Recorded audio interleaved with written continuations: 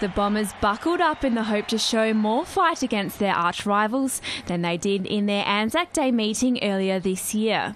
But Collingwood look invincible and affirmed as premiership favourites this week after toppling last year's premiers Geelong. It didn't take long for Jane Eagle to get Essendon off to the perfect start. He kicks and kicks accurately. His first kick against Collingwood is a goal. But they were given a bit of a shake when Travis Cloke proved he was on song. The kick is on the way and he's got the goal.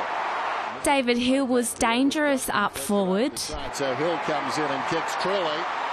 The Bombers' early lead had Mick Malthouse on the lookout. Lee Brown took a bit of pressure off the Pies with 2 majors in 2 minutes. Collingwood finally finding their mojo. Goes inside the 50, they hang off him. He was watching Didac last week. Hand passes to Thomas, and Thomas gets the goal. Dane Swan demonstrating the finesse that sees him arguably the league's best player. Essendon, Swan brilliantly rode. Oh, Brownlow medal stuff, isn't it? The Bombers suddenly finding themselves 6 goals down. He's kicked 3 goals in the opening term. And Collingwood are away. The pain only got worse for the home side, with key midfielder David Zaharakis limping off after tallying an impressive 10 possessions in the opening term. The Bombers were scratching their heads at quarter time, struggling to shut down their opponents. Mark McVeigh the next to go down after a heavy clash with Brent McCaffer. With Zaharakis out for the match, Jake Carlisle stepped up and kicked his first goal on debut. Here he comes. Oh, that was enough to inspire him. He puts it through. But Collingwood were at their scintillating best. A 59-point lead courtesy of multiple goal kickers at half-time. The Magpies had made a phenomenal 69 interchange rotations in the first half and looked fresh as they kicked off the third quarter. Sweeps it to McCaffer, and McCaffer, who started it all, kicks a beauty.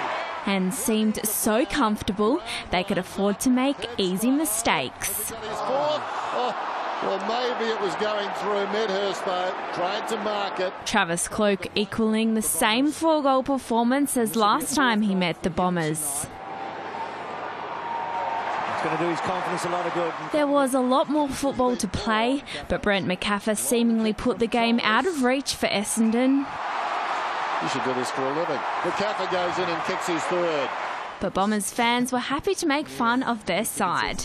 Matthew Knights wasn't amused though, bailing up ruckman Cale Hooker for some stern words at 3/4 time. Travis Cloke was desperate to achieve a career-best 6 goals, but it wasn't to be. Outside 50, which is a big kick, but he's sort of kicking himself out of form, isn't he? With finals on the horizon, Jared Blair pushed his case for selection with his second. He's going to be a hard man to put out of this team, I reckon, Blair. Alan Didac had some words for Sharad Wellingham when he was ignored on the wing, but he showed appreciation when given the chance to kick his second, even if it was to his opponent. Didac had a chance a moment ago. He was ignored. This time he gets the goal. A late goal from Heath Shaw handing Collingwood a 98-point win.